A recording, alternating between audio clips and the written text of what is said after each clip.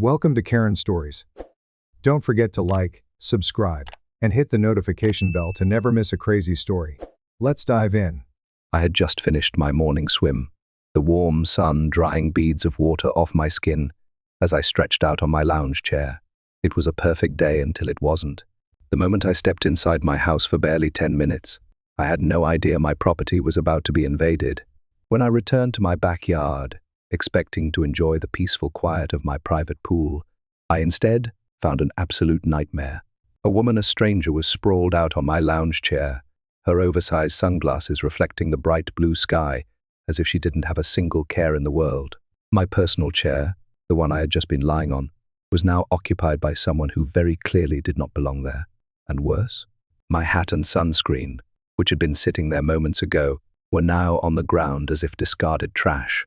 And then there was her kid, splashing, laughing, swimming in my pool. For a long moment, my brain simply refused to process what I was seeing. I stood there, towels still draped over my shoulders, my mouth slightly open in complete disbelief. Finally, I managed to say, "Excuse me?" The woman tilted her head lazily, her large sun hat barely shifting as she acknowledged my presence like I was an annoying insect buzzing around her personal paradise. "Oh," she said, as if I were the one intruding. "Is this your property?" I blinked. Hard. "What?" My voice came out sharper than intended, but honestly, I didn't care. "Yes, this is my property. What the hell are you doing here?" She let out a slow, exaggerated sigh, like I had just asked her to get up and run a marathon instead of justifying why she was trespassing on my land. "Well, you see," she began, in a tone usually reserved for explaining simple concepts to toddlers. "My son wanted to go for a swim, but the lake was too cold." I stared at her. I actually looked around, expecting maybe, just maybe, I had woken up in some alternate reality where it was socially acceptable to just wander onto someone else's property and use their pool. My pulse pounded in my ears as I tried to form words, but none of them quite captured the sheer audacity of this woman. She was speaking as if her explanation should make perfect sense. As if her her kid's desire to swim somehow trumped my right to privacy and ownership. "The lake is cold," I repeated, my voice dangerously calm. "So you just let yourself into my backyard and threw your kid into my pool." The Karen actually smiled, as if I'd finally caught on to some grand logic she had been trying to impart. "Exactly." I wanted to scream. Instead, I turned toward the kid, who was gleefully kicking water up into the air, completely oblivious to the absolute train wreck of a conversation happening between his mother and me. "Hey, buddy," I called out. "You need to get out of the pool." Before the words had even fully left my mouth, Karen was on her feet. "How dare you speak to my child like that?" she screeched, storming toward me so quickly I actually took a step back. Oh, this was happening. We were doing this. "Excuse me?" I snapped, my patience obliterated.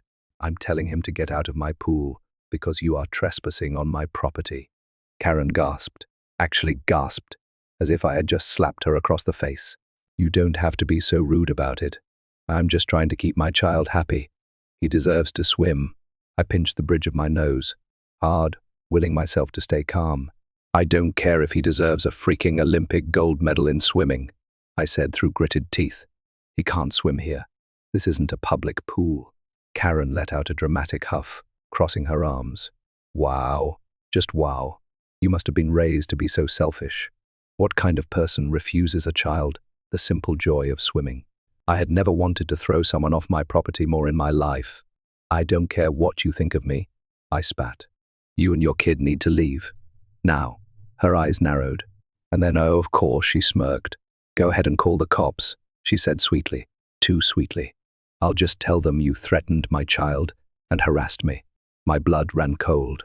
I had heard of people like this, read stories about them, but experiencing it, seeing that level of manipulation in real time, it was something else entirely. The gears in my brain shifted immediately from anger to calculated action. If this woman wanted to play dirty, she'd have to go up against someone who wasn't afraid to fight back.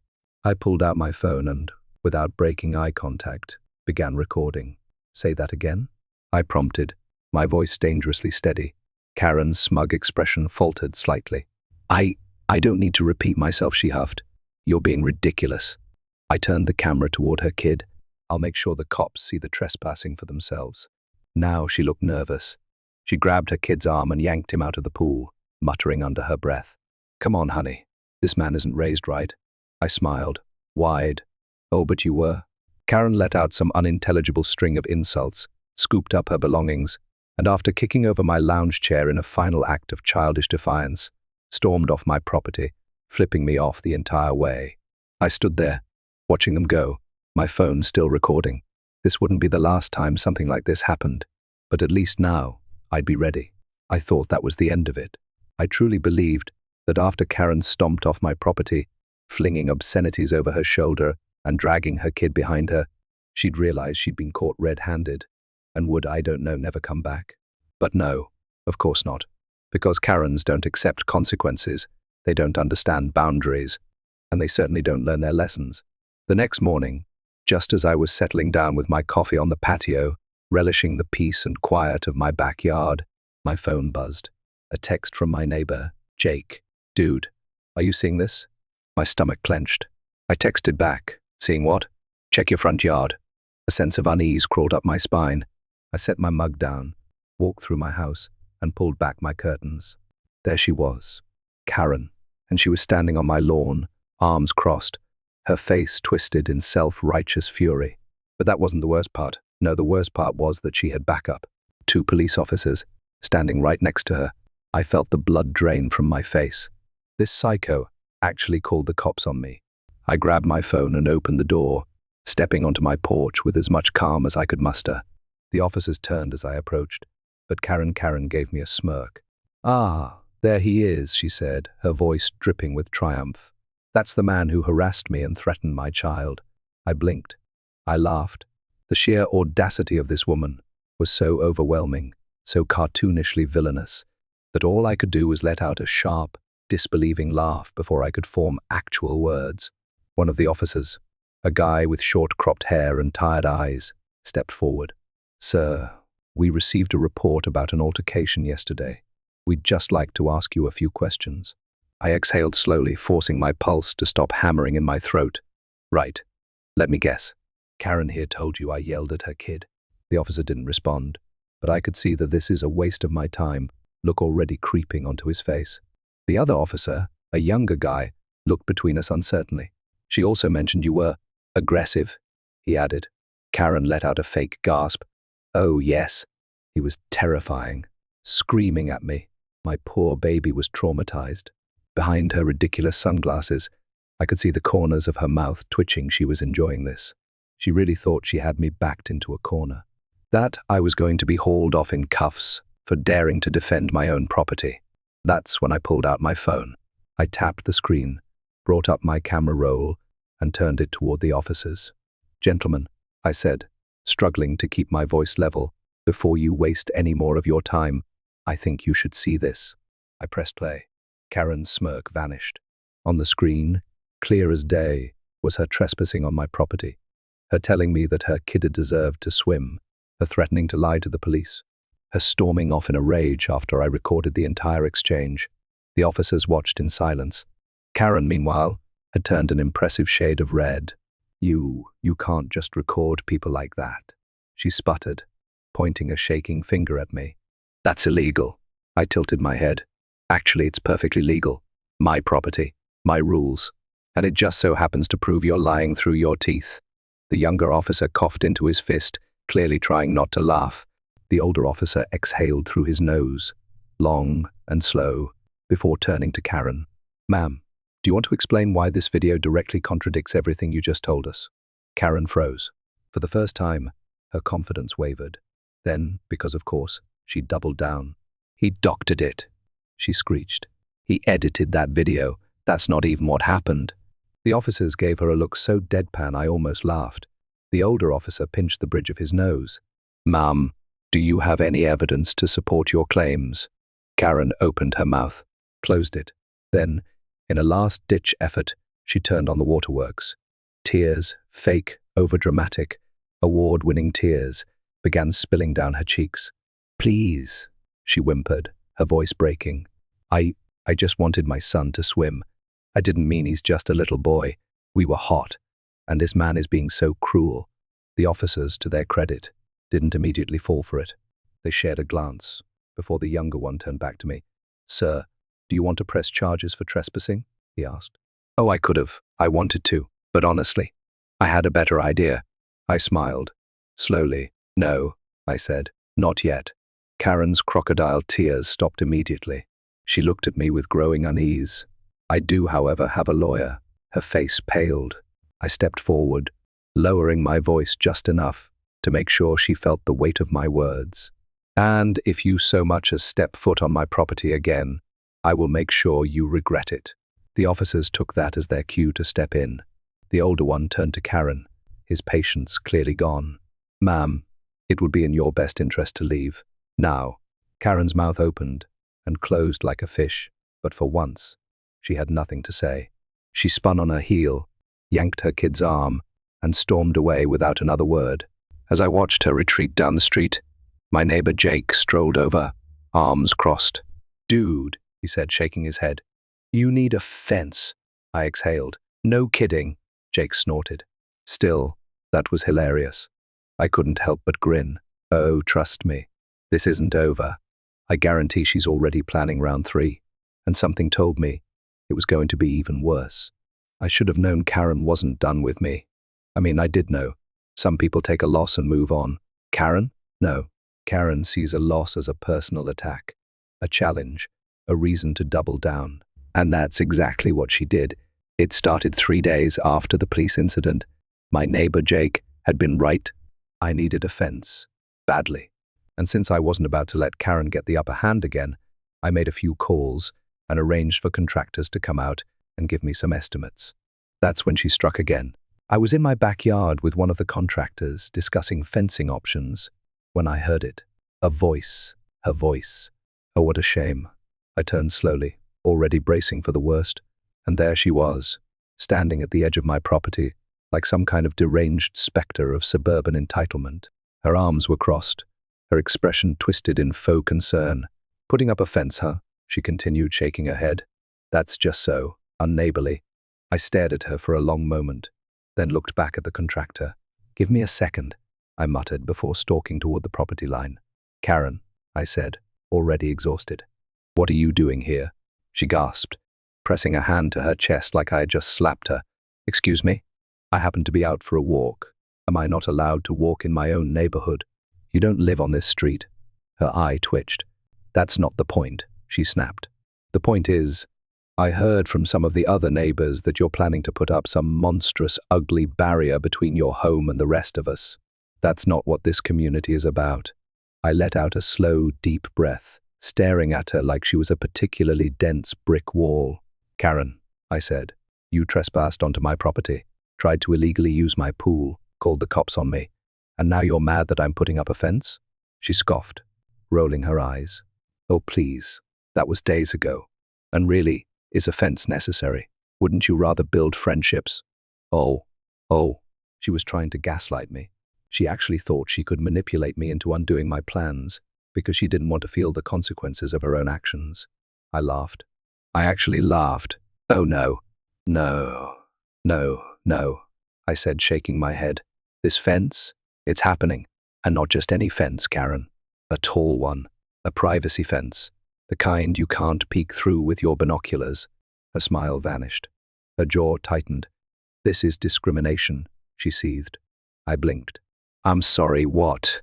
"You're targeting me," she hissed, stepping closer, voice lowering.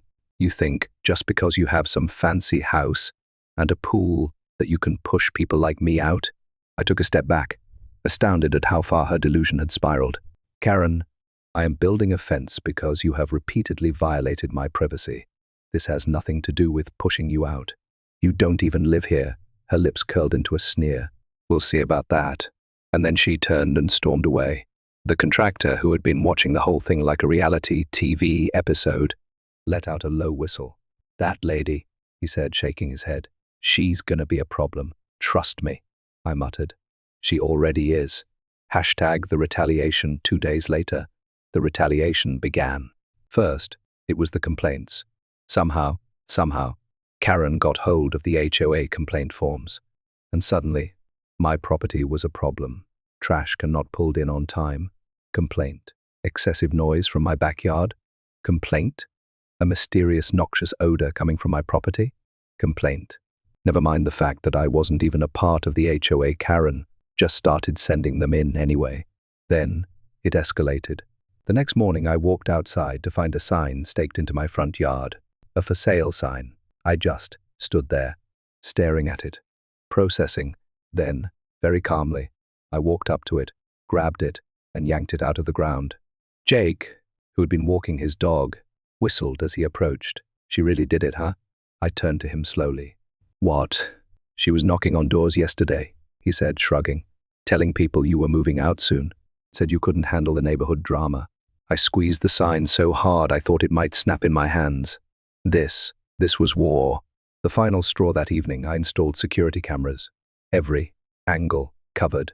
And just in time too, because the next morning, I woke up to find Karen in my backyard. Again. But this time, she wasn't lounging. She wasn't swimming. She was standing near my patio, pouring something into my pool. I flew out of my house so fast I barely grabbed my phone. Hey! I shouted, my voice booming. Karen jerked, startled, before bolting toward the side gate. But she didn't get far, because I had locked it. She turned, trapped, her face morphing from shock to rage. You can't keep me here, she shrieked. Oh, I absolutely can, I growled, lifting my phone. Smile for the cameras, Karen. Her face blanched. I stepped forward, slow and deliberate. You just trespassed. Again, and vandalized my property. I lifted my phone, showing her the screen. Live footage. From 4 different angles. She looked at it, then at me, then back at the phone. Then, for the first time ever, she shut up. The silence was beautiful. You're done, I said softly, watching the panic bloom in her eyes. I dialed. She turned and bolted toward the fence, climbing it like a crazed raccoon. I let her go. I didn't need to stop her, because I had everything I needed.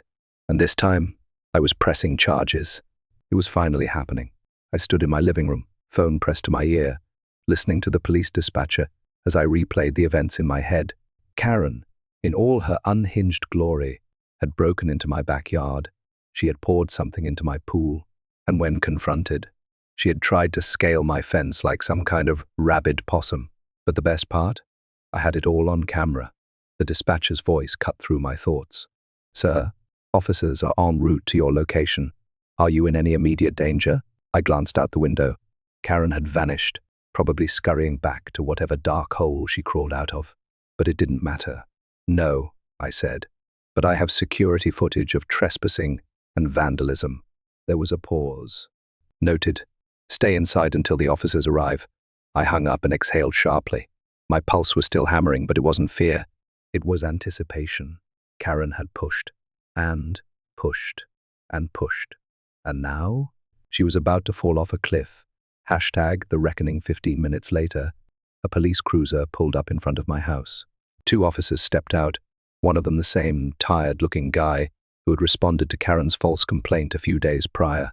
His eyes met mine, and for the briefest moment, I saw something in them that looked a hell of a lot like relief. Mr. Last Name, he greeted. Mind telling us what happened? I didn't mind at all.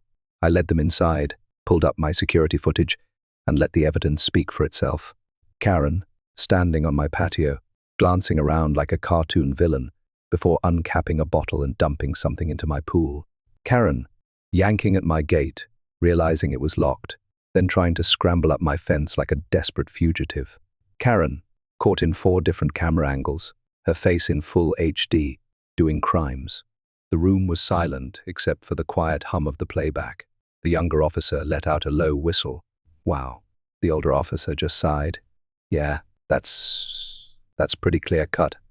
I crossed my arms. I want to press charges. The officer nodded. We'll need to take your statement. Any idea what she was dumping into the pool? I shook my head. I haven't tested the water yet. We'll send someone to take a sample, he said, making a note. In the meantime, do you know where Karen lives? I grinned. As a matter of fact, I said I do. Karen's arrest. I watched from my front porch as the police cruiser rolled down the street and parked in front of Karen's house. And then for the first time in this entire ordeal, I saw something I never expected to see. Karen running. Not walking, running. As soon as she saw the officers approaching, She tried to bolt through her front yard like some kind of Olympic sprinter. But the thing about being absolutely insane is that it doesn't give you super speed. One of the officers was on her in seconds. MAAM, stop, UCANT, do this. I am being targeted. Karen screeched, her voice going full banshee as they caught her by the arms. HES, lying. He doctored the footage. Oh, Karen. Sweet, stupid Karen. I made extra copies of the footage just in case. I watched as the officers restrained her, reading her rights while she thrashed like a toddler mid-meltdown. You can't arrest me. I know people, she shrieked, eyes wild as she tried to kick at one of the officers. I will sue every single one of you. Ma'am, one of the officers grunted. Stop resisting. He deserved it. Karen suddenly howled, snapping her head toward me. He thinks he can keep us out with a fence? He thinks he can just hoard his pool? I raised an eyebrow.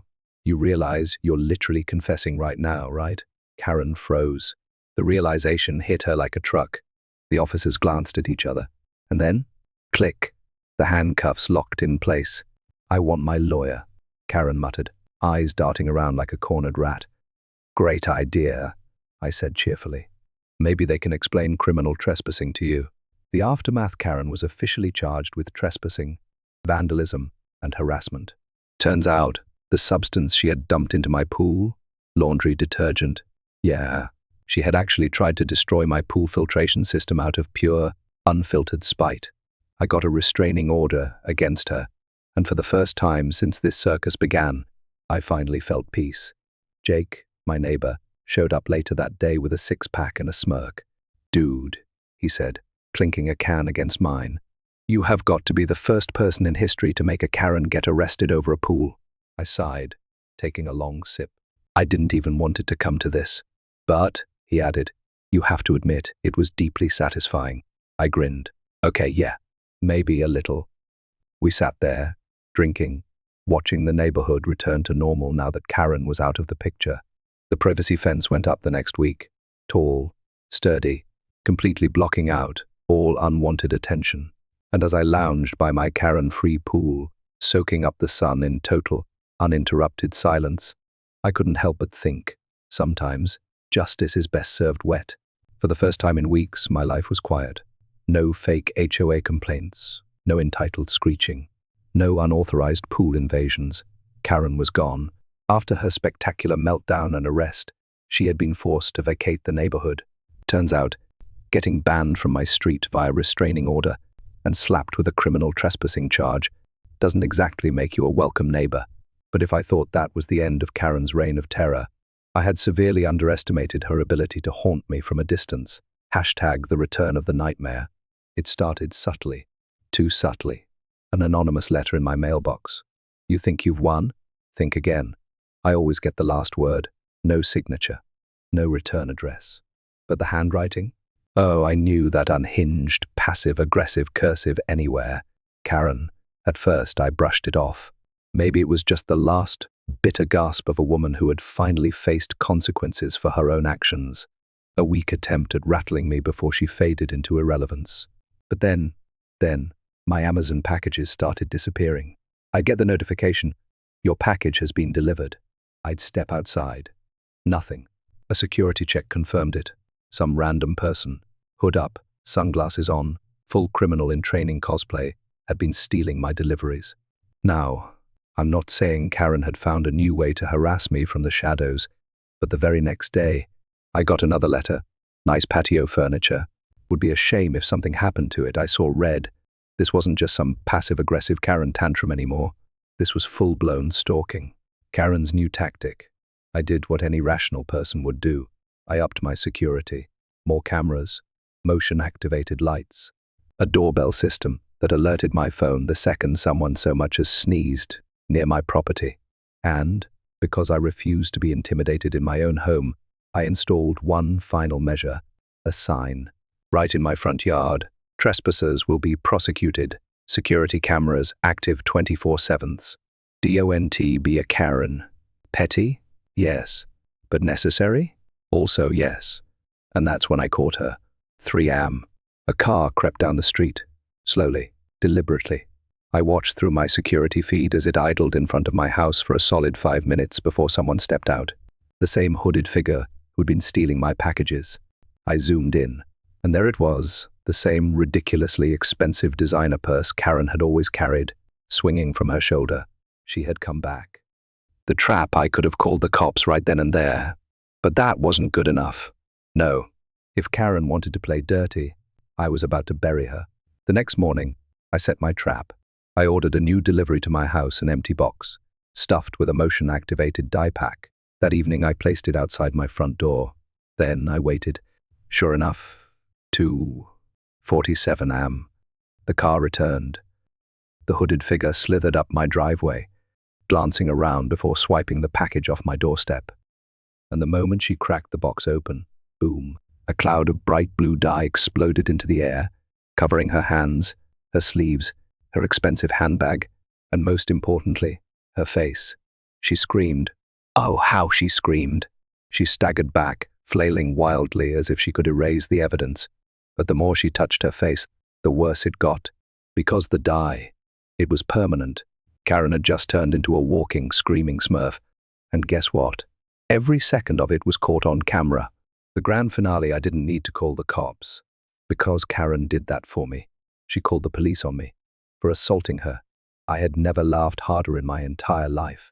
By the time the cops arrived, Karen was still shrieking, her face an unholy shade of electric blue, hands flailing as she pointed at my house like some kind of deranged banshee.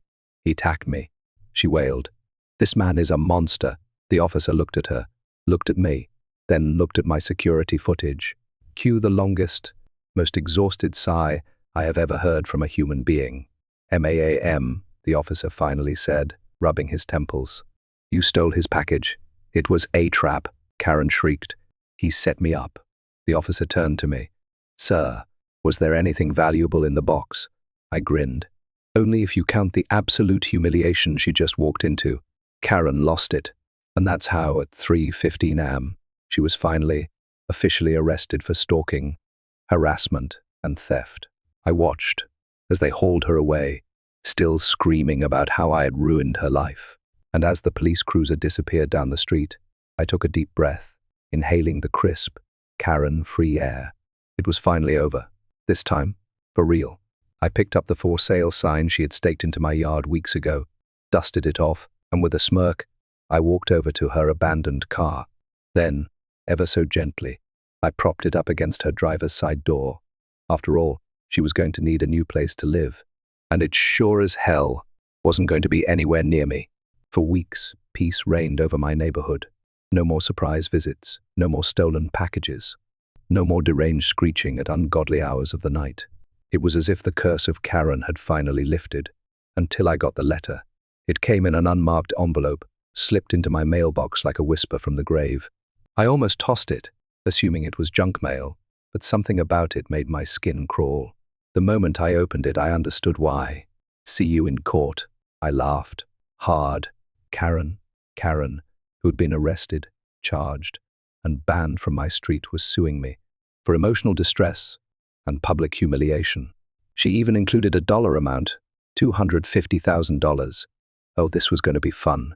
The lawsuit of the century. 2 weeks later, I found myself walking into the courthouse, feeling like I had entered the world's worst sitcom.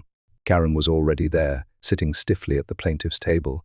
Her skin had mostly returned to its normal shade, but I could still see faint streaks of blue along her hairline. Guess permanent dye is, well, permanent. She gave me a tight-lipped, smug little smirk, as if she had already won. I returned it with a relaxed, "Oh, you poor idiot" smile. Her attorney, a tired-looking man in a suit that had seen better days, stood up first. "Your Honor," he began, sighing heavily as if he, too, regretted being here. "My client has suffered extreme emotional trauma due to the defendant's malicious and premeditated actions. She was unfairly targeted, tricked, and assaulted by an exploding device. Exploding device. It took every ounce of willpower I had not to burst out laughing. The judge, a woman who looked like she'd seen every type of nonsense imaginable, peered at Karen over her glasses. An exploding device? Karen nodded eagerly. "Yes, Your Honor. He booby-trapped his porch to harm me." I finally spoke. with a harmless dye pack inside an empty Amazon box on my property, which she stole. Karen's attorney let out a small, defeated sigh. I turned to the judge. "If I may present evidence?" She nodded. I pulled out my security footage. Again, there it was. In high definition, Karen sneaking onto my porch. Karen stealing my package. Karen getting blasted in the face with permanent blue dye. The judge watched, stone-faced. The courtroom was silent. Then, slowly, she turned to Karen. "Miss Karen's last name," she said, her tone making grown men in the room shiver. "You are suing for emotional distress?" Karen straightened proudly. "Yes, Your Honor." The judge gestured toward the screen. "You broke the law. You were arrested for it. You vandalized this man's property. You stole from him. And now you are attempting to profit off of your own crimes?" Karen's mouth opened and closed like a fish gasping for air. Well, Your Honor, I was tricked.